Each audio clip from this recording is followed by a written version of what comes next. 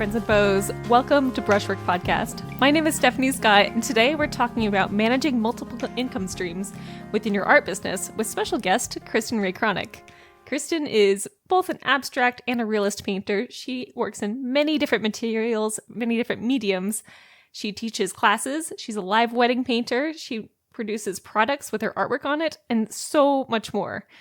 I had to interview Kristin because I was fascinated by all the different kinds of income streams that she has for her artwork and her art business. She talks about being an artist with ADHD today. She talks about balancing income with happiness and knowing where to spend your time. She talks about starting a live wedding painting business, how she came up with the idea to publish a book and what it took to get the book made in practicality. We talk about percentages of where her income is coming from and the power of sending a cold email. I think you're really going to like this podcast today, especially since we're all trying to make a little bit more money within our art business, and you're going to get some good ideas from Kristin. Without further ado, here's our conversation. Kristin, hi, welcome to Brushwork. Thank you so much for having me. Before we hit record, I was just telling you how much I miss you. So this is like a chance just to chat, and I'm so excited. I met Kristin 5 years ago. Was it with the Savvy Painter? Yeah, we did a program with Ann Trace Wood, and it was great. And then we've kind of been online friends ever since. Just online friends, yes, but it's not the same as having a conversation. So this is so special. We still need to meet up too. I think we had talked about that. We need to happen. Yeah. Someday you're going to come to Seattle, or I'm going to go to. Are you still in North Carolina? I'm in Florida. I'm in Florida now. I will come to you. Great. I will come to you. I will melt. I already do. It's going to be good. Okay, for our first question, Kristin, for people who aren't familiar with your work, can you describe what it is that you make? Sure. I am primarily a painter. I do work in multiple disciplines, but painting is really where my passion lies.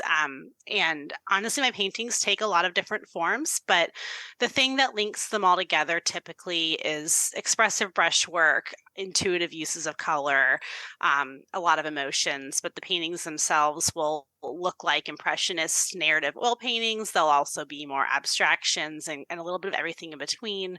But yeah, emotion and storytelling is oftentimes an idea that I'm portraying, relationships and like journeys. Those are all subjects that I tend to gravitate towards. And then sometimes just happiness, because painting is fun. There's nothing wrong with just painting happiness. I think sometimes people are like, oh, I have really complex theories and blah, blah, blah about my painting. I'm like, what if I just want to paint about being happy? Yeah, because I'm a human and sometimes I'm happy, and painting is valid there too. So it's so great. You've had kind of a journey within your painting. You've painted, You've gone from doing a lot of landscapes, doing a lot of tree canopies.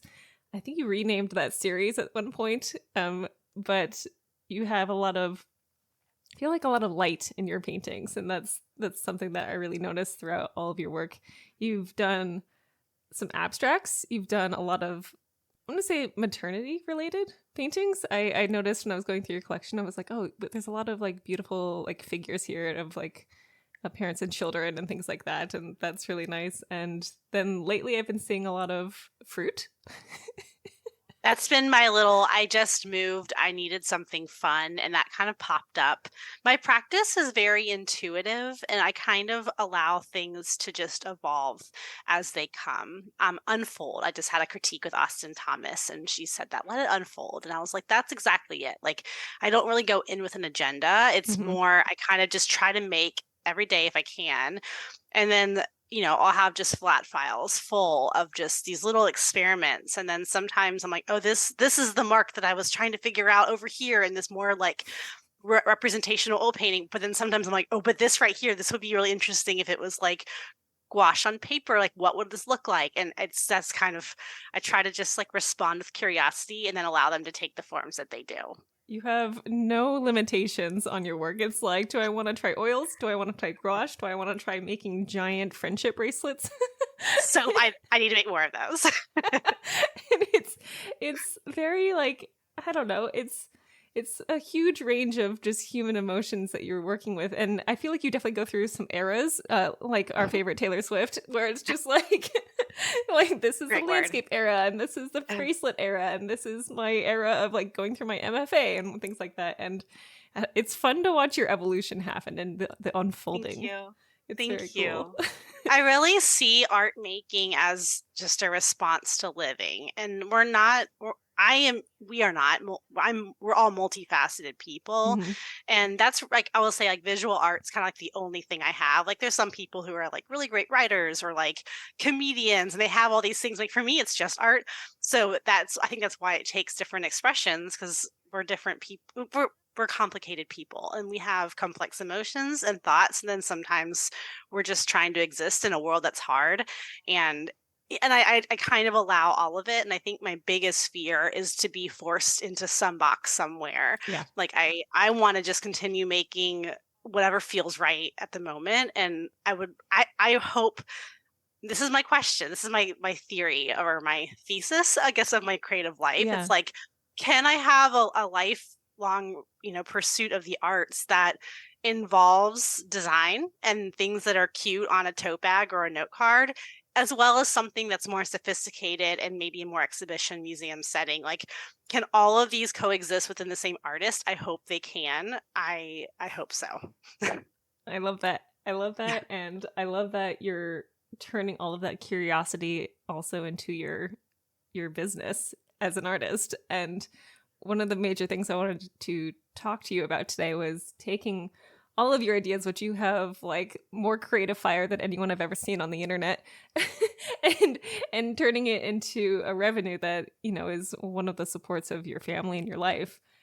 You have so many different things going on. You have so many different revenue streams that I was like, I have got to talk to Kristin about this specifically, because she's like, I've got ornaments, I've got her classes, I've got the original paintings and commissions and prints and this and this and this. So we're gonna break them down, because that sounds great. I gotta know about all of them, and I want to know is like what's working. And what is like what's been failing and what's oh my gosh. Yeah. Yes, for one, I just found out I'm ADHD like 2 years ago, and like looking back, I'm like, duh, like obviously. Look at all this, like obviously. So once I figured that out, I was like, and we're just gonna embrace it. This is where this gets to thrive, because everywhere else in life, I have to fall into this, these expectations and parameters. But in the studio, I need freedom. This is the place where I don't have to, deal with it. But I actually, because I got some read ahead questions, I have numbers, like percentages. I think that stuff's so interesting. Yeah, it changes every year. That's the other part. So let's dig in. Okay, so can you break down your different like streams of income by percentages? Because I would love to hear it, like from every little category that you can think of. Just hit me. Okay. I have broken these down. It is also worth noting, so I have my work under my name, Kristin Cronic. I also have a pseudonym that I paint under called Easel on Stribling, and that's where more of the narrative pieces are. So I kind of have like looked at those and combined them, and just like what are in the essence of what I'm doing, originals, prints, whatever. So love it. Okay, and actually, I'm gonna give you 2022's numbers, because 2023 is still in play. And also, this has been a very weird year. So I'm going to give you a year that was like, 2022 was great. 2023 has been different. So originals in 2022 were 29%. There's actually like 29.6. I'm not going to say that. So if you are adding this up in your head, it may not equal 100%, because I'm rounding up and down. That's not 100.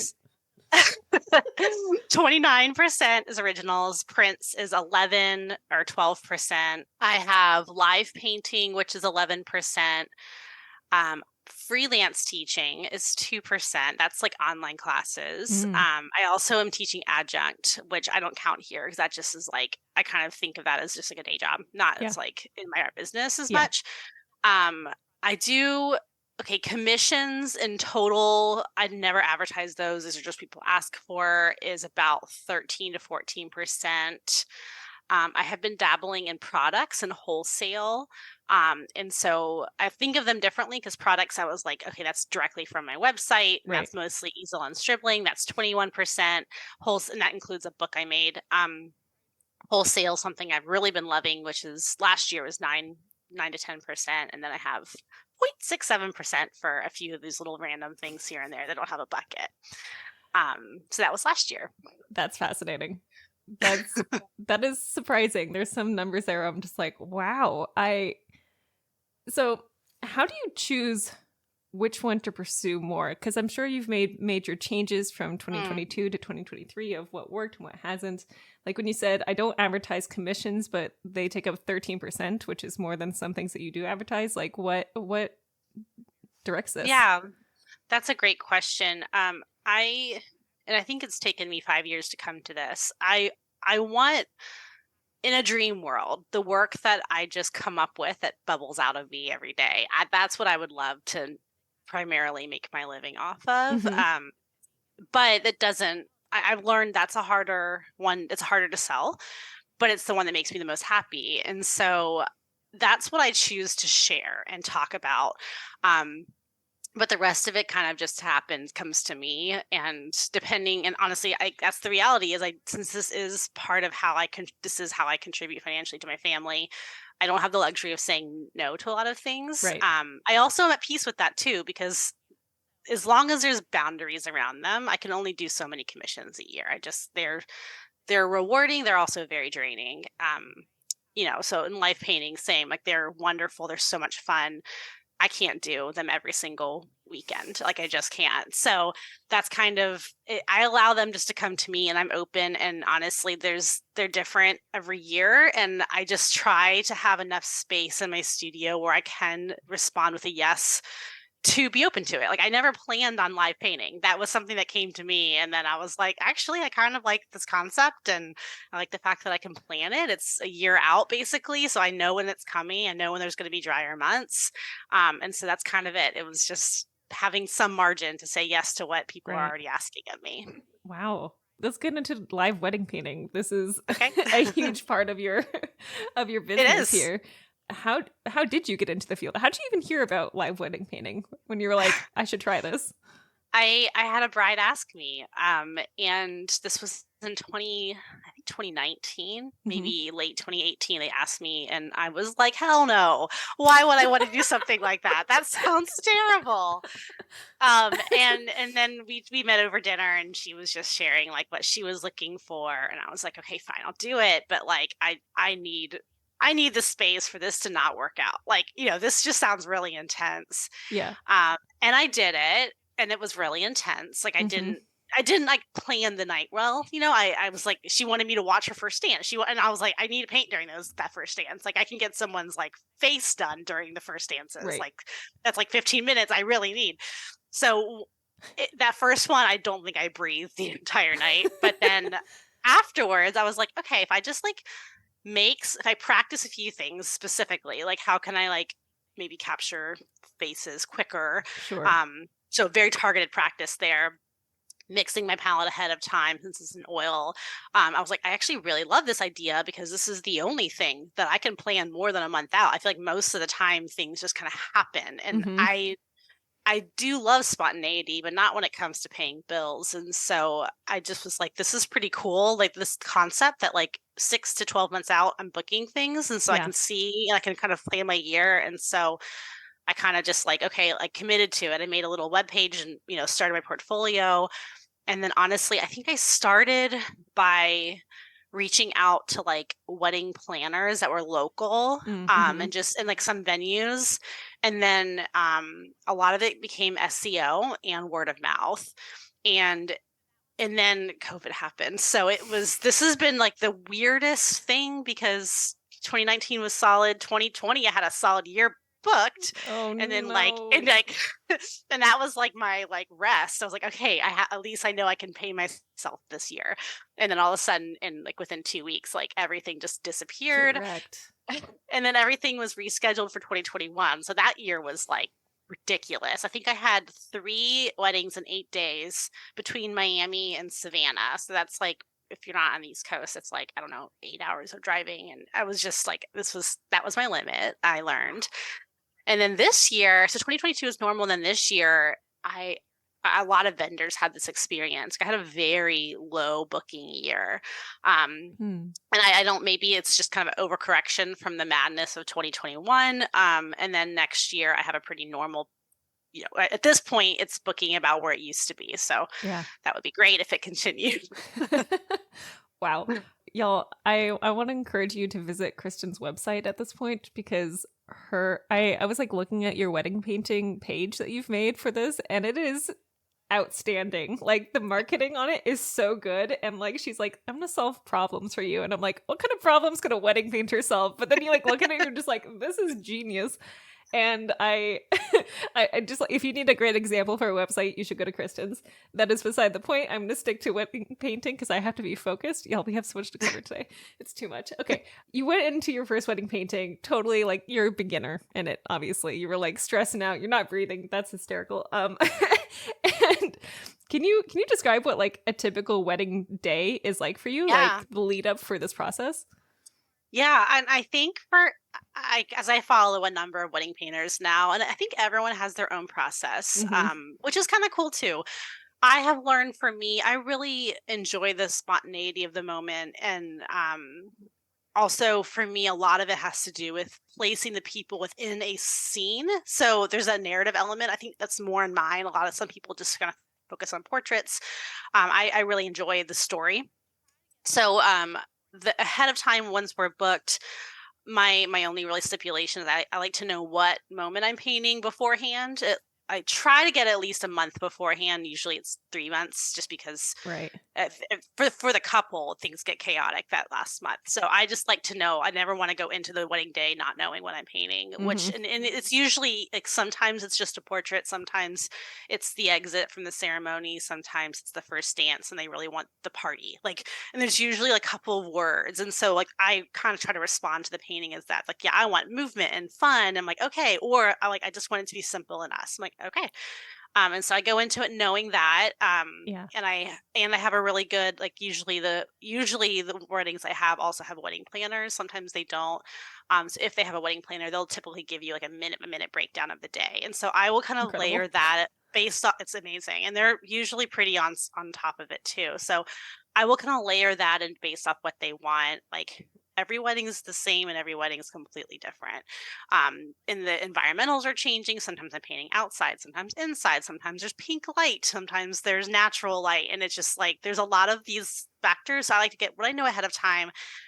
So just depending on what that is, if it's the first dance and that's not happening till halfway through the reception, that's like, that's important. Like, that means I need to paint a lot of other things first so I can get them at the very end, which that's a pretty stressful one, but it's fine. So basically I'll get there. I usually get there a couple hours before the ceremony. If they have a first look, I always come for first look because I will get as much images as possible. I usually take video because you can get movement and expressions and I can still shot them. I mix my palette around then, and I have, I respond in the moment, but I have some pretty standard, like you get the skin tones, the dress, the tux, if it, depending on the couples who are, you get kind of those big things done and then make color decisions based off of that. And what they want. And then so once I have the colors already mixed, then it's a matter of just drawing and painting. And normally it's like I always try to do the couple's faces during dinner because that's when people are not watching me. And I need a little bit of space for that because usually it takes me 2 or 3 tries to get it right. I have an iPad that I can sometimes I can share that one later. But so I kind of work through there, and then the rest of it's just go. And the one thing that I don't do is extensive studio touch-ups. So my couples know that this is a live painting. I will clean up a few things. Sometimes oil paints get kind of muddy, like, if the blue is turning a funky color because of the ground that didn't dry quite, I'll clean that up. But I don't want these to overtake my studio practice. And so my couples know that this is a live painting. It's in the moment. It's not like the faces of the couple will be developed, but usually nobody else. And that's the boundary that I have, and they usually are great with it. So that's setting those boundaries must have been a learned experience for you. Like setting those parameters. That is really great. What sort of mistakes did you make when you were first starting out? A lot of it I was just really hard on myself because it is a live painting. It's a live painting and there's a lot of factors you can't control. And so I quickly learned to mix color and natural light when there's no stress. Because for me, color is a really big part of my work. And so Mm-hmm. if I can't see what's on my palette, I usually know what colors do what, but still there's nuance. And like sometimes I'll come afterwards, I'm like, oh my gosh, that painting was so yellow. I didn't even realize it. And so you have to so I try to always figure that out ahead of time. Mm-hmm. Um, Not pacing myself well, probably even just setting expectations. I always have finished, but now every time I talk to a couple, I say like it's possible I won't, especially if there's a lot of people that they want in it. Sometimes it's like grandparents and all these people I have to find. So I always try to set that expectation, and that's actually another one. I would say yes to everything. I've had some couples the day of make changes in the composition. At this point, I've already kind of like got the composition. I can't just change it in the middle of a painting. Like I've already made decisions. So that's a big one that's like I including 18 family members can be really challenging because Yes. I'm spending all my time finding them, not painting at the wedding itself. So Mm-hmm.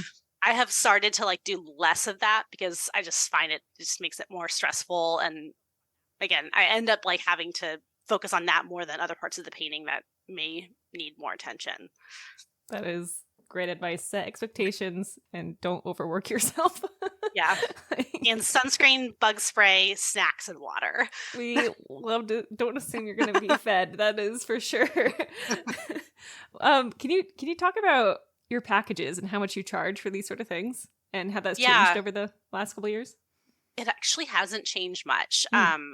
I initially started off losing money because it just cost me money to get started. I had to buy insurance. I had to buy an easel that would fit the size of paintings that I would use. I had my Yeah. plein air easel, which only fit like 11 by 14, and I was working on 24 by 30. So I learned the hard way there. But within the first year, I think of the first year I charged like 1,600, and then kind of went up, and then now so really for the past 3 or 4 years I've been sticking with the same, which is 2,800 for my standard. That's what most people do.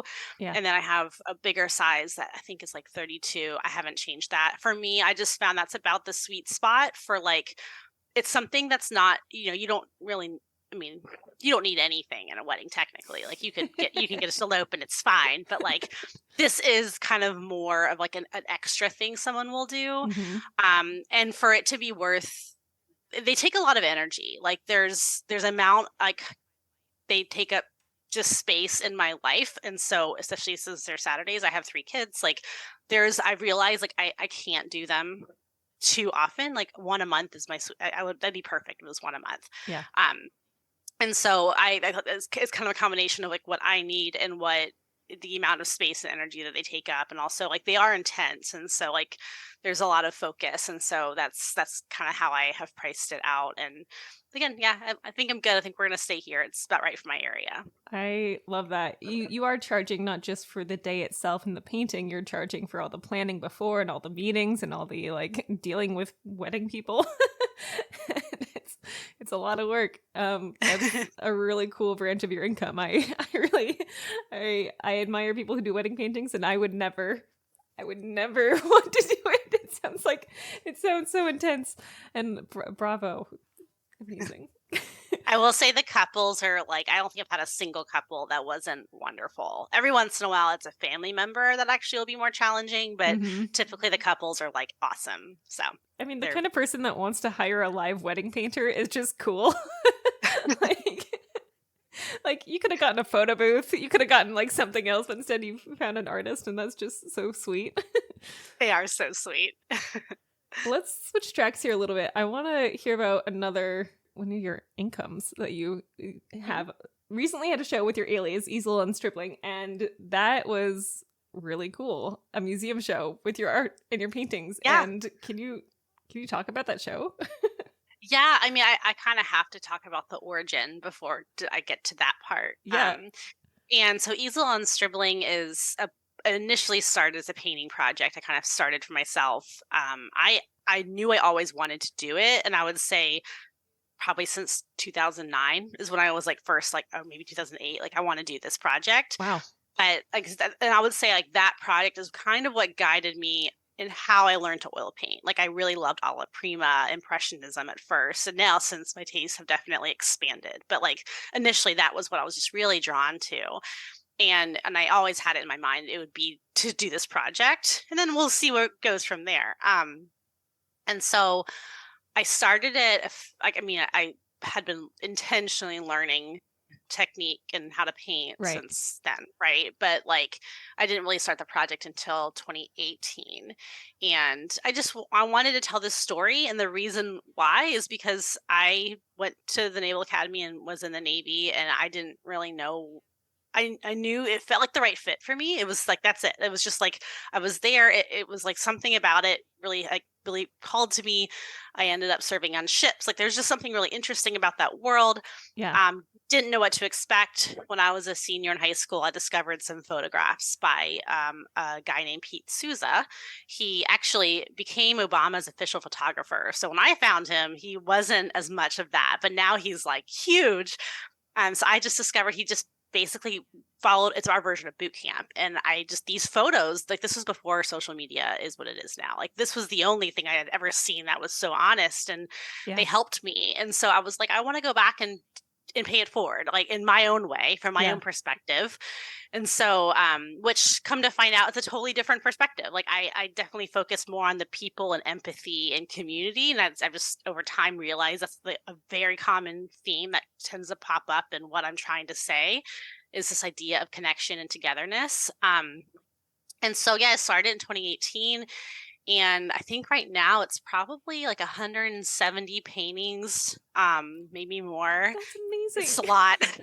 I basically just broke them up into ideas, and I do 2 or 3 series of like 15 paintings a year. And since they're alla prima, they're kind of immediate. I wanted them to be that way. It fits my disposition, ADHD, all that stuff. I would just find different ways to tie ideas together within this very niche idea.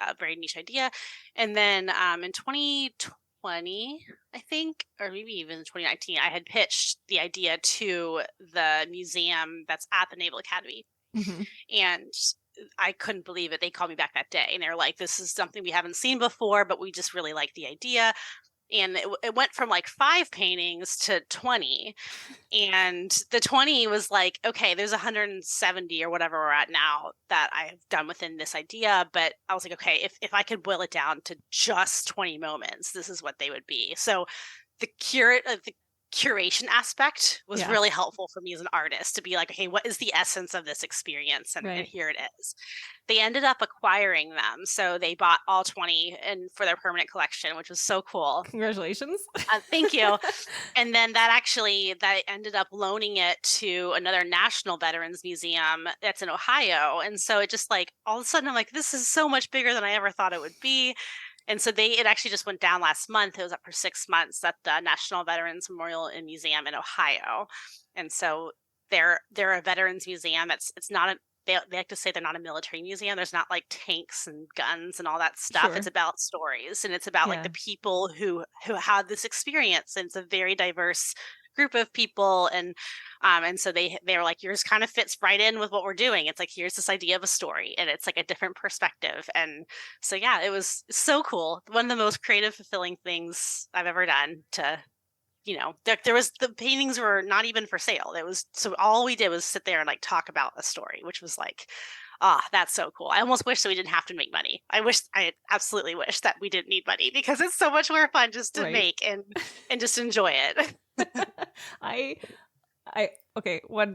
That's super cool. That is like such a fun idea, and it's so amazing that they got acquired. And I love the guts you had just to send an email that catalysted all of this work and all of this adventure. And your first, is that correct, museum show? Yeah. And that actually, and again, I think that's such a testament, like, to how sometimes one person can make such difference in your career. Because that one guy responded to me. That one guy also, like, the Secretary of the Navy has toured, and then he's really interested in art and diversity and like inclusion. And so I think that like a lot of my paintings talk about that too. And so he ended up like connecting me with him, and now I have a show at the Pentagon as well, which was like, it's just so cool. And I'm like, it's this one person that just like responded to it and like was like, hey, and it's like, I don't know, it's just really neat. I'm very grateful. If you learn anything from Kristin today, it's set boundaries and send the email. Send the email. I get so many rejections or just mostly just not responses, but every once in a while they say yes, and that's pretty awesome. I love that. It's one of my goals for 2024 to get 50 rejections, and which means every time I get a yes, I apply for another thing, and it's super. I love that. What a great goal. It's a good one. Will you keep the podcast updated on the rejections? I will absolutely. Like at the end of every episode, this one's coming out in February, but like I'll just be like, all right, so we're at this many, just a little running tally. That's amazing. Oh my gosh. I might have to borrow that idea and apply it to my own. I think it just like sets you off into possibility land, and it just like sets you into like, I want to try things. Not that you lack in that, but like it's you try, and that's try. But like I mean I can say I try things all the time and I get tired. So it's like sometimes it's good to just have like that reset. Like, okay, we're going to get 20 rejections like in the next 6 months. Let's do it. Easy. So, because it's like, sometimes, you just like, I just want everyone to come to me. It'd be great. Absolutely. It doesn't work that way, unfortunately. Unfortunately. Can you tell me about the book that you wrote for your midshipman's journey? Yeah, so that was initially when I set out to do it, what I wanted it to turn into, because and honestly only because that's how I first discovered Pete Souza, was through a coffee table book that I looked at. Right. And I was just thinking, like, what I love about this this is not about the military. Like, it's not what it's about. It's about a community that has a very similar experience that spans decades and socioeconomic statuses and gender and race and all these things that divide us as people. I would just look around and be like, look at how many different kinds of people all have a memory of the same experience. Like, that's incredible to me. Like, what an opportunity for empathy and for connection and to understand a different point of view. And so that was really like what this was about. Obviously, like, I'm going to keep it about like this particular nuanced experience. But so the book ended up being a place for all those paintings to live that you could hold. I think there's sometimes getting things out of the computer is important, and you can see things on your phones.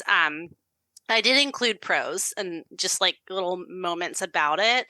And I kind of pictured it being something that anyone who's within the community could appreciate with their own version of the stories. And also outside of it, it's very much about journey, about any kind of experience that changes you, which I think anybody who's a human has had an experience that changes them. Yes. That's part of being a human. And so that's kind of what it was. I mean, logistically, it was probably one of the hardest things I've ever done. Tell me. As an artist. Yeah. Okay. Yeah. You know what? Let's get into that, because I feel like it's like nobody hears about this. Yeah. No. Okay. So first, I did publish it. However, it was a hybrid like model, so I still funded it. Okay. And that was in exchange for a lot of control. I wanted it to look a certain way, and I was like, I definitely want this. And this is also, I got connection through this publisher through the museum as well. They're like, hey, they just did a book for us. Like, nice. I think this would be a great fit. It was kind of a lot of reasons to do it. I had to fund it. It was not cheap. So whenever the paintings were acquired by the museum, that's actually how I like initially did the down payment. It was like a check went right through me. I never saw it. It just went straight to the company. And so the financial piece I think is worth talking about, like, because it costs money. And I sold a lot of the paintings that I'd made, and that's just kind of how I would fund being a human and eating. Of course. So it's not like there's a ton there to like, I don't just have whatever to spend on a book. So I ended up doing pre-orders at first. The problem is, like, I had to do pre-orders 9 months before they'd get the book, which is a long time. And so it's a long time to wait. But luckily, like, I had a good amount of people who had been following me from the very beginning. So like, we did pretty well with the pre-orders, but it still wasn't enough. So I actually ended up taking out a loan for the rest of it, and I'm still paying it back. Like, it's hard. It's really hard. I don't regret it, but I feel like you have to be like real about that, because it's, so there's that. Then there's the marketing piece of a book. I'm like, that's just a different animal. Like, it's different than art. Like, the amount of talking about it and all these things, it's just like, I knew it would be hard. It's harder than I thought it would be though. Um, but it's also like there's like I mean I've done everything from book signings in small indie stores that are like close to me and up in Maryland where it's just really where it's centered. Um, Do you sell your book only on your website? no, this website of course, and then I am in probably 4 or 5 different little bookstores, maybe 4 or 5 as well, but it's a little bit at a time. And so I Mm-hmm. think that's like now that I realize that, I mean, I kind of knew going into it this would be hard. Again, it was harder than I thought. But it was worth it because this is a project that needed to happen. Like I was just like, I know, like if like I have to do this. Like I've been Mm-hmm. thinking of this since 2008. Like this has to happen. But it's definitely been a sacrifice to make it happen, Yeah. if that makes sense. Gosh, when do you think you'll ever break even with it?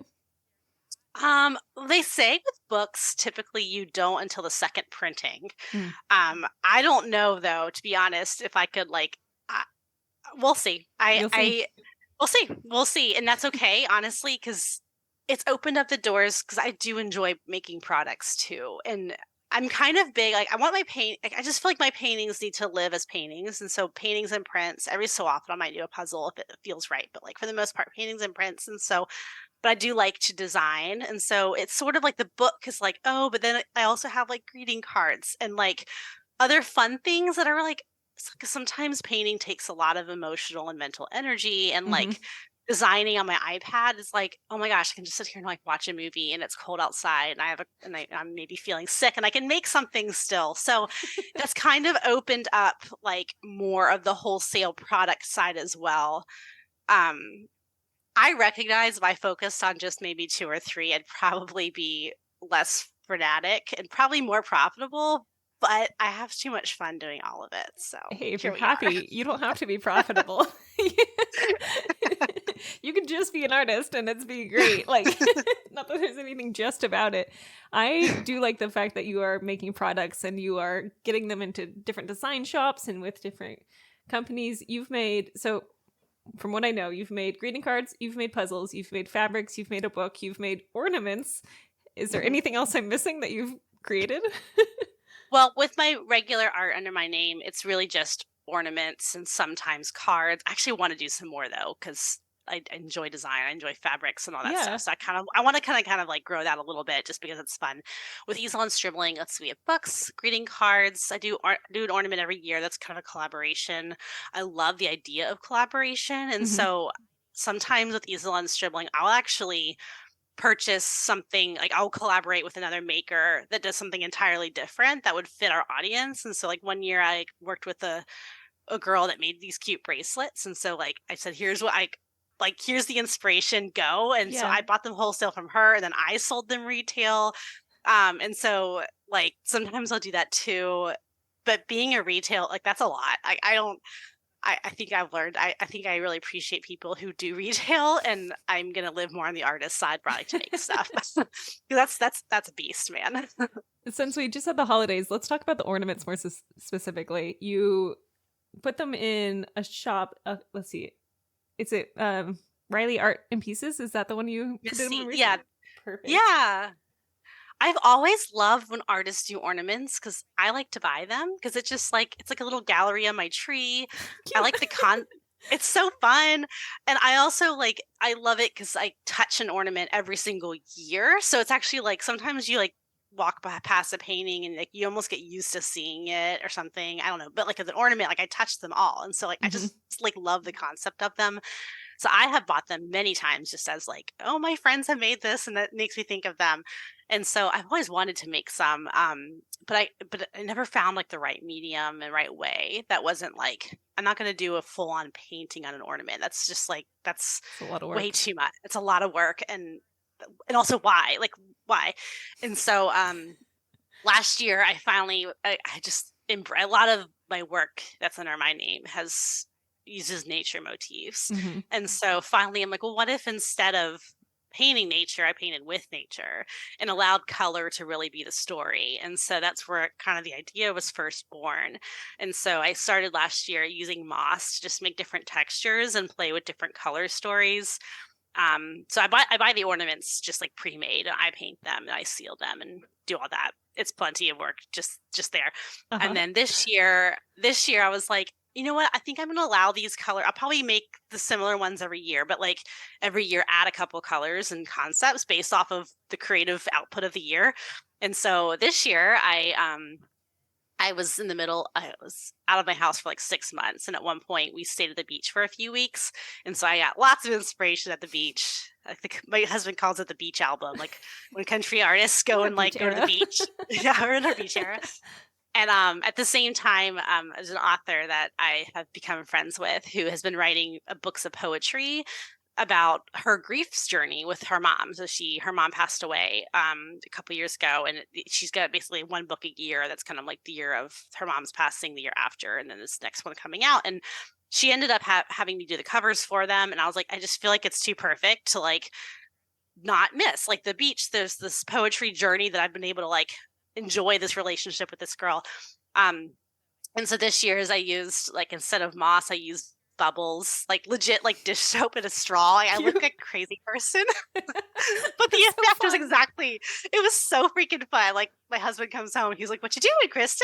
And I'm just like blowing bubbles. But I was like, I just thought that was like kind of like, I feel like the gist of the year. And so I kind of made those colors, and next year, who knows what it'll be, but they're so much fun. And last year I sold them just online, and this year I was like, well, like I've learned how to approach stores better. And so I had reached out to my gallery also has a sister store that has like more goods and like home goods. And so there's a pre-existing relationship there. So I like talked with them, and then my worlds collided. This is how things go. Yeah. Let it unfold, right? I was up in Annapolis just 2 weeks ago with doing some markets with easel on stribling, like not talking about my original work at all, but I did bring the ornaments because it's a Christmas market. So I was like, why not? Let's just bring them. And then we got rained out of the last day. My friend was up there helping me. We were just sitting on the couch, just like, I actually said, like, I'm not pitching anything today. I'm so freaking tired of just like putting my name out there. Like, we're going to watch trashy reality TV on the couch. And then out of the wall crawls this very alive cockroach. Cool. And neither of us apparently can handle this. And like, I'm running down the street. It's 25 degrees outside in slippers. Can someone help us? No one helps us. We get the roach. There's a snow shovel. It's out, but we decide we are not safe on this couch. We have to go out. And so we just like, and I was like, nope, we're not pitching. I'm done. We walk into the store. We were just shopping for, ourselves or our parents or whatever. And we start chatting with the shop owner, and all of a sudden, next thing you know, she's like, "I'll take 25 ornaments." And I was like, "Oh, okay. What is your life?" That's a whole thing. And so it's like sometimes after that, we're like, well, we just had this big win. Let's go to 3 more stores and see if we can get, some more rejections. So it was really fun. It was the cockroach of destiny. Yes. It's like, thank you to that cockroach. It was horrifying, but. Wow. Okay, I was like hoping for realistic strategies on how to like help people get into shops like this, but you just find a cockroach in your couch, and there you go. That's how. There we go. I gave me the courage I needed to pitch it. So you see the bravery. That's hysterical. Yeah. Wow. There are more systematic ways. You can like probably find these on Skillshare, like classes on how I made a line sheet or catalog and made it look pretty. And so I printed them and I gave them to like the shop owner. I'm like, hey, and so that's like how that's the systematic way to do it. Yeah. But every so often you just get lucky and it's right place, right time. But I also had a lot of people just never respond. So just for the record, I think it's a numbers game, just like everything else. Like, you'll pitch it to people and it won't be the right fit. That's okay. It's not personal. Do you put in I know you do this with your website, but do you put in a lot of effort? I guess your presentation look really good when you're giving it to shop owners and things like that. Yeah. But there's only so much time in the day. So I made probably once or twice a year, I'll like update my portfolio. It's hard. It's hard to keep up with it all. Yeah. But I wish it would be more streamlined. Like here, I paint a series, we photograph it, and yes, there is that, but then there's also these ancillary projects that are happening at the same time. And so, but when it comes to products, I follow Katie Hunt. She does a series called Proof to Product. And it's all about wholesale, and that's helped me so much. She recommend, and I've been doing this, and I highly recommend it. Like when it comes to products, twice a year and twice a year only, do I update everything? Because if you're just constantly, I was like, the paintings are happening constantly. I can't have two things like that, and so basically, I'll like, in July or August, I'll start planning Christmas. By usually October, I'll at least have prototypes of everything that I'm going to offer. I'll take pictures in one fell swoop, update this InDesign document that just gets changed every year. And then I'll do the same for easel on stripping. I'll do the same in the spring, but for my fine art, I probably won't, because it's really just the holidays that I share that stuff. Do you plan out your year like every 6 months? Is that what you're doing? It kind of sounds like it. I have, it's not sexy at all. It's just a spreadsheet that's just kind of like, here's the stuff, but like and there's some things I can predict. Like I know every July I'll start thinking about Christmas. That's just, and honestly, I should probably start sooner, probably June, to be honest. That has gotten earlier every year, the more I do it. Because it's like September, October comes and it's just like, oh my gosh, like too much. Because that's also show season, like is October, November, and so it's like I can't do everything at once. So there's certain things that I just know every year, like this will happen, but then there's a lot that I just don't know, and it's different every year. The beauty of weddings is that I usually have 6 months notice, if not more. And then I also kind of know like exhibition season is like March, April, and then November, whatever. So it's like I kind of just know like that's usually, I tend to make a lot right now into January and February, and that will usually be the work that kind of carries me into the summer. Back when my kids had daycare, I could get a lot done. Now it's actually hard because they're in school, so they're actually home a lot this summer. So I'm learning the hard way. That's different. So I do plan, but also I've learned to not over plan, because for me, it's just too much. And also like I have a lot of tangential ideas, and sometimes it's just nice to like let the one idea come up, and like it'll just derail the plan. I'm like, whatever, we're going with it. I like this one more anyways. Can you clarify what you mean by show season? Typically group shows, like there's a couple local ones that I'll submit to. I used to actually plan new work for them. I've learned since now they can be a better one to catch inventory that hasn't sold. Yes. So that's actually, I'm learning how to manage that too.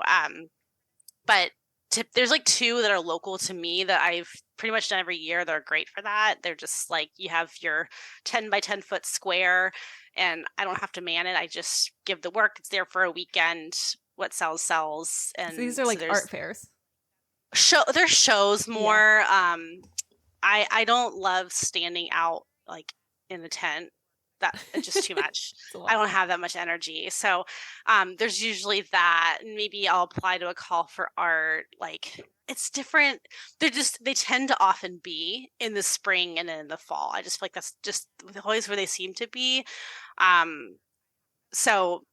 there's always this rolling. I try to, for the artist resume, try to like pay attention. I kind of have taken a break since my MFA, but I want to get back into more of those because it's important for growth. Are they with your gallery, Stellar's Gallery? Mm-hmm. Excellent. And lately you've been represented by an online collective gallery, artist collective? Yes. Well and Wonder. Yeah. How does that work? Mostly, I'm super curious. Whenever I talk to people who have more than one like online representation beyond their own website, it's like, how do you choose which gallery gets which paintings? Such a good question. I'm still figuring it out. I don't like to add a relationship casually because of that. I got to a point, Stellars tends to like certain work. They don't necessarily want others based off of their clientele. And I basically got to this place where I'm like, I don't know what to do with this. And I was like, okay, I have enough sitting in my storage unit. It's time for me to find another one. And Yeah. they ended up really responding to other work that I do. And so for now, that's a good fit. Like Stellars likes more of the like natural colors and trees that are big. And Well and Wonder tends to gravitate more towards the colorful ones. Mm-hmm. But I don't do a lot of like I don't really do a lot of like series releases just through my website. I kind of probably within the last year decided I wanted to if I have a body of work that feels cohesive, every once in a while there might be 2 or 3 paintings that are just oddballs, and I'm like, those are great ones to like kind of just under the radar submit maybe to something. But if there's like, here's 15 paintings that represent an idea, Right. I want it to be in conjunction with an official entity that's not just my website. I Mm-hmm. am not big enough for that to really make sense, to be honest. And so, maybe I'll do a show. Like I did an exhibition with Stellars last year, and then Well and Wonder's really good about that. So, and this year I'm hoping to have other ideas that I can maybe expand that and collaborate with some other entities that would be a good fit. And then again, if things sell, great. And if they don't, then I get to figure out what to do with the inventory. And that's a lot. It's hard, but it's okay. It's a lot to manage.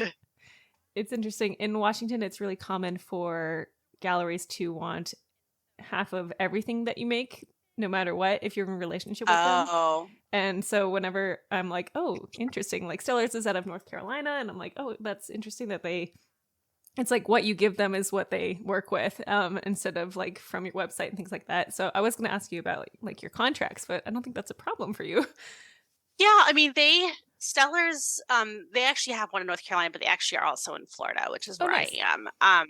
But if they ever sell anything, because every once in a while they'll have a client come in and they're familiar enough with my work, then they might sell something like, hey, this is on her website, and they'll like text me.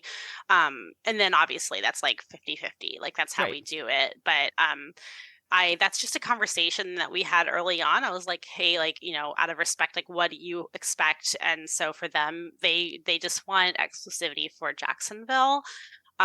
Every so often though, I'll have another gallery like connect me with a project, and what I'll do is loop Stellars in. And so then like they actually will split like they're like, it's fine, like you get your cut, and then we will also each get our cut. Like the gallery, I think typically they will split it like 30 25%, 20 or whatever. yeah, Yeah. whatever it is. So like that's like between them. But um figuring that out kind of the long way of like how to best navigate this, because it's you want to get your work out there and get opportunities, but Mm-hmm. it gets muddy when there's too many people involved. So Yeah. You want to it's hard. respect the people who are representing you and also like the work they're putting in, but also like taking new opportunities. Can you tell me about how you got into a relationship with Well and Wonder?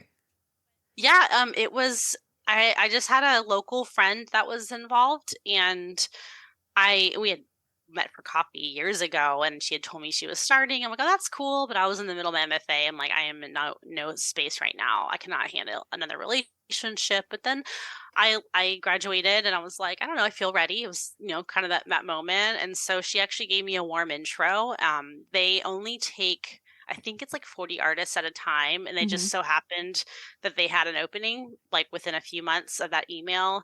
And I Nice. think a warm email always helps. Like a cold pitch is hard. So again, sometimes it's that network and the friendships that you make. I'm very grateful because that was generous of her to share. Mm-hmm. And yeah, it's worked well for me so far, except for the last 6 months. That's been hard for, I think, everybody though. It's It's been been a hard for rough everyone. couple. Yeah, everything's been hard this year. So We're doing our best. we're doing our best. Yeah. Do you have a collection coming out with Well and Wonder soon? Is that correct? Yeah. Yeah, I do. I have one well, I think we're talking in February, but this Mm-hmm. will air in February, but we're talking now. I actually, what I really want, this is a great example of tangents. I'm actually planning on a series returning to those giant tree paintings that I Oh, I'm first so did in excited. 2019. Um, but I've been wanting to approach them differently, like with more immediacy. Like kind of the theory going into them is like, can I express this being, this giant ass tree, I call them, in 5 strokes? Like, how concise can I be with their power? I'm probably not going to paint them in 5 strokes, but that's kind of that's like the intention going into it, and playing with that. But in this process, I've been doing just over the past few months, a lot of experimentation with materials and just various methods of making marks. And I kind of came across this I don't know, this form that kept wanting to come out. And all of a sudden I'm like, I was having a day and I was like, I'm just going to paint some oranges. I think I was teaching that day and they were having projects and I'm like, I just want to have fun. And all of a sudden I'm like, oh my gosh, this would be perfect for Well and Wonder. Like, I know kind of what they like. And I pitched it and they're like, yeah, it sounds great. So I'm really working on trees, but I'm taking a tangent, diversion, and I'm making a series of citrus fruit and kind of this more, I call them expressionisms. It's like this way of making marks that kind of bubbled out of me in, I think, 2020 or so, and maybe 2019, that it's just like, I don't know, there's something that feels very fun about them. And they loved them. So I was like, cool, I'll make that. And then I'll go back to the trees. And I'm hoping the trees can actually be like an in-person exhibit. I'm going to actually do a proposal for a few different places and try to get them in a different space than they've been before. But I really want those to be in person. That is awesome. That's so cool. You have so many fun projects ahead. I'm like, oh, I can't wait to see it. Actually, though, I feel like you had asked about planning before. Mm-hmm. So for last year, at the end of 2022, so into 2023, I actually had Well and Wonder actually scheduled out. Like, I'm going to do maybe 3 different series, maybe February, May, and September, whatever it was. And here's what I think I'll do. Epic fail. I did the first one and then my ideas changed and I still released things then, but it wasn't at all what I planned for. And I think that's what I'm realizing. Like, it helps to have something scheduled, but learning how to be more vague in what those things will be. That's the part that I'm learning kind of the hard way. I can't, as soon as I give myself a parameter, I'm going to my creativity is going to be like, nah, we're not interested in that anymore. Bye.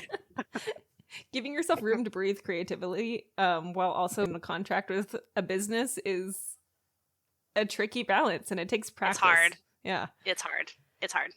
Because, you want to respect your own creative spirit here, but also you want to deliver a product that can actually sell with the clients of whoever's selling them for you. And that's, I feel like whenever I was doing some research before this and I was looking at Well and Wonder's website and I was like, oh, they have a very distinct style of art that they like. Like, it's very, you see it and you're just like, it's not all the same. I would not say that, but it's definitely all in the same vibe, atmosphere. Yeah. And you're like, okay, so this needs to be at some point something that they would actually like. And yeah, that's tricky. It's fun. It is. Tell me about teaching. Let's talk about teaching. Let's talk about teaching. You are an adjunct professor, and you teach online classes. Yeah. Now, the adjunct thing kind of came up after I graduated, and that ended up kind of derailing a lot of my plans for online teaching. But I'm so grateful it did, because teaching in person has been a really rewarding experience. And my classes are between 12 and 18 students, so they're pretty small. Actually, 18 is pretty big, but it's a small group of students that I'm with. We meet twice a week for 2 or 3 hours. So it's a slow process. And there's been something about walking with them. And a lot of these are absolute beginners. We're talking about how to hold your pencil, how to set up your easel, how to stand in relationship to your easel. I have to go back to the very beginning. And that actually has been really rewarding to walk through that with them. But I did initially go into teaching, and one reason why I got my MFA was to dive into that world a little bit, because I did not go to art school to learn how to paint. I obviously went back for my MFA, which was not skill based. It was more theory. And I really wanted to provide an outlet for what I didn't have, which was something that I could do anywhere. I could do this in the Navy, little did I know that the world would explode with online teaching as I was, coming out. But And so, but it's still something that I want to do. I just have given myself a lot, like buckets and buckets of grace to like on my pace, which ends up being like one class a year. So it's very slow. It's not a huge income producer, but I feel like after teaching adjunct and being in the MFA program where information is shared so freely and generously, I actually like really am okay with that. And like Skillshare, I just feel like it's a very kind way to share information. It's like, it's like I think it's like $100 a year and you have access to everything on there. So it's like, as an artist, I continuously have reinvested in my own education. And honestly, the more affordable, the better, because it's a lot and it's hard. And so if I had video, I mean, I'm sure you know this with podcasts, editing video is a beast. And I need to like actually probably outsource that, because I'm like, this takes up so much time, because I actually have like classes I really want to do. It's just like, I can't commit 2 weeks to like then processing it after. So it's something that I've been wanting just to grow in my teaching voice as well as my artist voice, and just offer a perspective that's approachable and accessible, that's not super expensive and to share, because I think everyone's gonna, I don't know, I think as artists we should never stop learning. So, and it's always good to have multiple people there you can go off of and whatever. And I would love to be one of those people for people at some point. So it's something that's developing slowly, but it is developing. Is your online course on Skillshare a beginner's course as well, just like your adjunct teaching? Yeah, it's I'm actually slowly moving. In grad school, I actually did some online oil painting classes that were kind of like, here's how you get started. So I'm actually moving those actually there already. So, and actually it's funny because grad school, like, I just wanted to dive into like complex things, and they're like, you really should teach the beginning part first. And here I am 3 years later, like, these are really long videos to make. So that's why it's taking me so long. I'm trying to do my due diligence and like start at the beginning. So I have a oil painting supplies course, just like here's what they are. And then I have a getting started in oil painting class. And then I have a letting go of perfectionism class, which has some fun. Actually, one exercise was inspired by Anne Shreese. I give her credit in the video.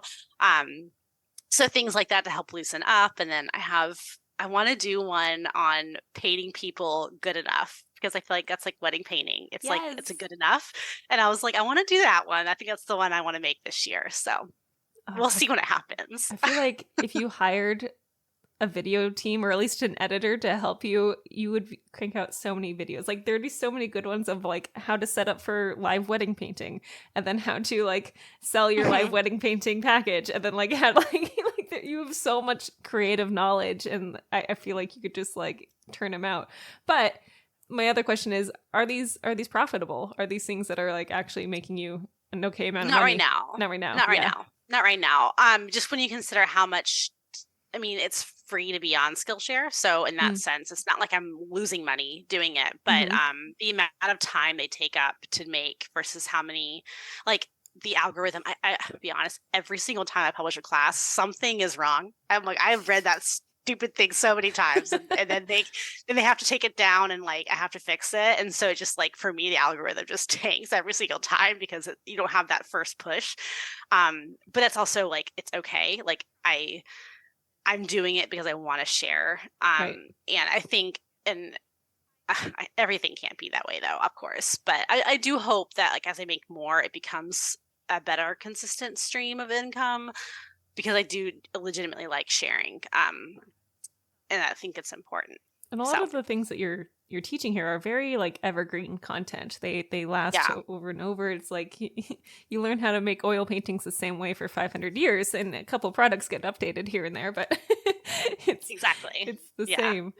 Oh gosh, I think it'd be really cool if you made some more, but you gotta spend your time wisely, and I feel like that's kind of an outlier topic that we've approach today. It's like, where are you spending your time that makes the most impact, but also that brings you the most impact creatively. And on that note, just to respond, went down this deep dive. It was probably 2 years ago, but it was like this. I'll be honest, I don't even remember the book, so I'm so sorry for whoever wrote this. But it was a book about work, and they kind of divided like the way that we work, and maybe 7 or 9 or 8 different topics. And there was like the maker, the teacher, the leader, all these different like kind of categories, and that actually really clarified things for me because I was like research. I was like, number one, I like to make things. And teaching was on there. Performing was like the very bottom. And Mm. so sometimes wedding painting, if I think of it as a performance, I actually freeze. I can't think of it as that. I have to think of it as something I'm making. But I was like, I just like to make stuff. And I think that's what I'm learning when it comes to outsourcing, when it comes to hiring. I have an assistant that every so often I just can task her. If it's the making part, I'm like, please, I want that. But like marketing is not, I just lose interest in marketing so fast. So like people never know about it because I'm just like, and moving on to the next thing I want to make. And so I'm learning like I have to have help with that because if it's up to me, it just sits in the internet world forever and no one knows. Having an assistant is like one of my dreams. I'm like, can't wait to get me one of those. It's going to be nice. I only have a couple more questions for you today, but I wanted to know, what is your daily schedule like? Like, I'm sure no 2 days is the same because you are a parent and a creative, but what is like, it's a studio day for you. What does that look like? Great. Yeah. A studio day. Because 2 days a week I am at the university. But so that looks a little bit different, but if it's a studio day, usually kids are out of the house. Either I take them or my husband helps. He helps a lot, but usually by 9:30, I'm like, there's no children in my sphere. I am back in the studio. And I try to avoid scheduling things if I can help it. But like, I'll be honest, at best, maybe one studio day every 3 weeks. There's actually nothing on the calendar. Everything else, there's going to be some appointment, whatever. So I try to do those around lunchtime where it's a natural break where I'm able to like get in. So basically I'll just kind of go into the studio I try to always have a good intention. Like, here's what I'm focusing on this week. Because if I'm in the space being ADHD, I will just be like, all the projects will scream at me at once. And so I actually have to kind of manage myself a little bit by like, okay, here's the deadline. This is like, I'll set it out the night before. Like, this is what we're working on. You cannot do anything else until you finish whatever milestone you need to get. So I'll basically do that until midday. And then my brain gets tired. I used to just continue on all night and continue on all afternoon. And I honestly get tired. So if I'm still feeling good, I will continue. If I'm in the really good flow and like, okay, these are just kind of happening, I will continue until, 3 or so when it's time to pick up kids. Sometimes we also have extended care for our kids. So sometimes I can keep going. But then sometimes I'll go back for another hour and then maybe start doing emails and whatever. But I think for me, what's helped the most is like dedicate a good amount of time each week to like making sure I'm clear on what my priorities are and writing them on a piece of paper and like taping it to the studio wall and like, no, squirrel. This is what you need to do, not the squirrel. But I use that sometimes to my advantage though, because I'm like, okay, if you finish that commission, then you get to work on oranges, and that's like I like trick myself into having fun. So it's a good day. Yeah. How do you like to end your days? Oh gosh. This is where I'm having a hard time. I think it's the ADHD. I start to like spin too much. Like I'll be like, okay, I have to do this and this and this. And all of a sudden I'm not ending my day. And like, if Kayla brought the kids home, then like I'm still doing things when the kids are home. So I'm trying to stop that.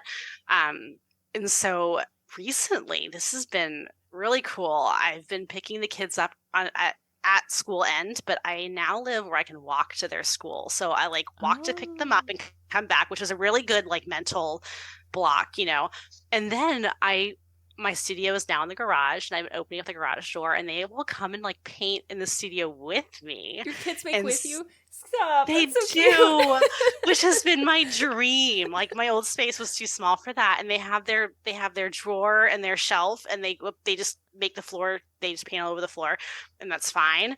And so I'll try to use that time to like tie up loose ends and basically as long as my one big thing of the day is done, then it's like, I say that I don't do email. Let's be real. I check my email in the morning. I check it at lunch. I probably, if I'm not liking a painting, I'm probably checking it 4 times in the next hour or two. But try to wait till the end of the day to finish up those things that don't require so much creative energy, because that's really like what I need to. That I don't want emails to get the best version of my creative energy that Right. day. I'd rather wait till the end of the day where at least the painting's got the best part. That's important. You gotta know when your creative bursts are gonna come, and if it's in the morning, don't be doing emails in the morning. Save those for later. Yeah. People can wait. Yeah. Sometimes they wait like 2 weeks. I'm sorry. Yeah, and that's fine. They would email you again and again if it didn't get answered. And they do. So. And they do. My last question for you, or I guess my last 2 questions for you, is what is some advice that you would have for an artist who's like, I want to diversify my income. I want to either try, the videos, I want to try making products, whatever it is, but they don't know where to start. What's your advice? That's a really good question. Okay. I have one comment and then I have a piece of advice. So the comment would be, anything new you start is going to cost you something. And oftentimes it is financially. For example, wedding painting, I needed the easel. You're going to need insurance. Like, the events just require it. You have to have it. It's $400 a year, maybe $500. Like, it's a lot. It's a lot of money. To understand that, I would, based off of, get the information before you go and spend a lot of time and energy on a certain thing. First is like the first thing I would say. Just understand that's going to cost, and if it doesn't cost money, it's going to cost your time and energy. So think about that. But the second one is, especially as artists, I feel like project-based stuff, especially like commissions, those are very clear. Come up with packages and with parameters. And so wedding painting is a good example. I do 2 sizes and 2 sizes only. You have 2 choices. I have some extras. You can add framing if you want, but like, I have 2 sizes. I buy those canvases in bulk, like once a year, and I have them, and that's it. It's not like I'm having to reinvent the wheel every single time. I've done house portraits for realtors. It's completely word of mouth. It's the first thing I ever did to make money as an artist. It was pulled. My friend's a realtor. She asked me to do it. Her little group found out. I've been doing them for 5 years. I have 1 size. I have 2 frame colors. I buy the frames twice a year. Like, it's a setup. It's standard. That's it. So I think like it's a system. And so that's not like I'm having to order frames and keep track of it all. I just like, it's standard. It's there. So I would say, like, come up with that. Like, I offer pet portraits. You can get them. They're 8x10. White frame or black frame, like, period, done. No, I'm not doing them bigger. You can't do that. It's like, you're going to drive yourself crazy unless you really want to. And sometimes you do, but it's hard. So. Limitations will set you free. Absolutely. Yeah. And probably make you more money. Yeah. Yeah. And people like that too. When they have too many choices, people freeze to make a decision. So if you just give them 2 or 3, everyone's a lot happier. And if they're not happy, then that's kind of a red flag of a client, to be honest. Like, maybe you just don't need to work with them. Related to that, what prompts you, besides being impulsive, what prompts you to pick the new income stream? I've come to think of my creative practice as making first. And then, where would this make the most sense? And once I gave myself permission that sometime I can make products and I can have an exhibition, like, once I gave myself permission to embrace the spectrum of where things could possibly live, it became more fun, also harder, because it's not like I'm spread kind of thin, but like, sometimes I'm like, okay, like, this is a cool original painting, but like, I actually feel like this is meant to be on a product. Like, this is made for that, and that's okay. Like, that's absolutely okay, and the originals can live too. But like, so or maybe it's a more conceptual idea that like needs to live more in exhibition space. I wouldn't say that's the most profitable way to work, because I end up just like bebopping around and like shifting as we go.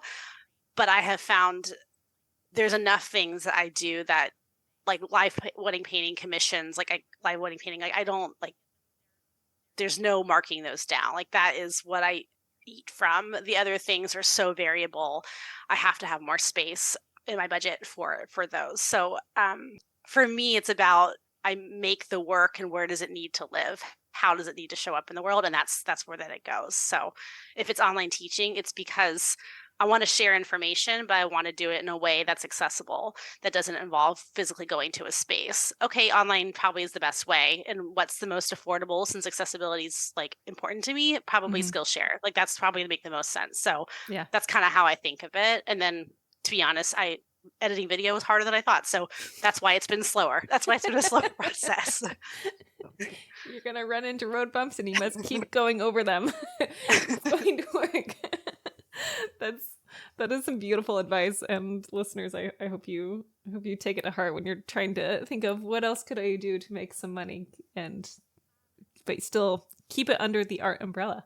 I feel like I have a lot going on, but I wouldn't recommend that to people. I wish that I could turn off certain things in my brain. I just can't. Like, I want to do everything, and I create systems for everything, so that way I kind of can. So I wouldn't say that I'm a great example of what to do. But I feel like you are a perfect example of having ADHD as an artist. Just like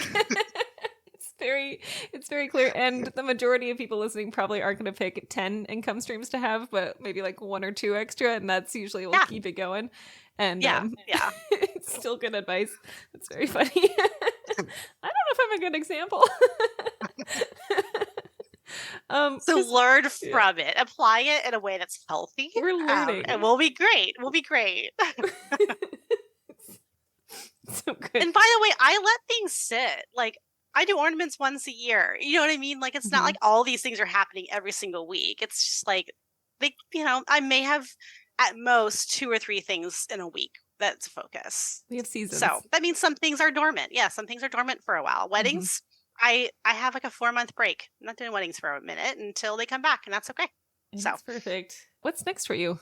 Okay, so I just moved. So right now, really in my plan, I just have a lot of making, that all these things that I was out of my studio for 5 months. And so now it's just all the things that have been pent up. So I'm hoping that the next couple of months can be really productive in the studio. And then I'll probably use that to apply for some exhibitions. But yeah, this is kind of entering the slow season, and I'm very ready for it. Very ready for it. It's going to be excellent. If people want to find you on the internet, where should they go? I am on Instagram more than I should be. So nice. I'm mostly on my page. Kristin Rae Cronic is my handle. I also have my website, kristincronic.com. Those are really the 2 places that, if we want to say hi. Instagram me. Sometimes I don't respond, as Stephanie knows, but I do my very best. So if you just keep sending her messages, she will eventually respond. It just happens. I'm so sorry. You can't take it personally. You just have to keep sending her messages, and then suddenly she'll be on your podcast, and it's great. Kristin, thank you for all of your advice today, and I really enjoyed having you on the podcast. You've been great. Thank you for having me. I will be linking everything that we talked about in the show notes today, including books and galleries and all sorts of things that we talked about. If there is a link, I will find it so you don't have to search for it. And that's all, friends and hosts. I'll see you next time. Goodbye. See you later. Bye. Goodbye. Goodbye.